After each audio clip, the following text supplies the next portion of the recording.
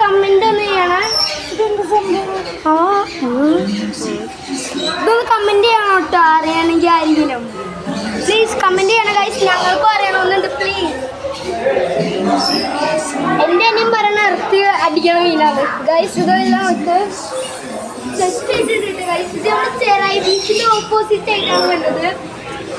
ഗോൾഡിന് തകവൊക്കെ ഉണ്ട് ഇവിടെ അല്ലോ കൊള്ളാം. ഇങ്ങനത്തെ പറഞ്ഞാൽ കുറച്ചെണ്ണം വാങ്ങി നോക്കാം. നോക്കി ഓസ്കാറിനെ പോയിട്ടൊരു ഓസ്കാറിൻ്റെ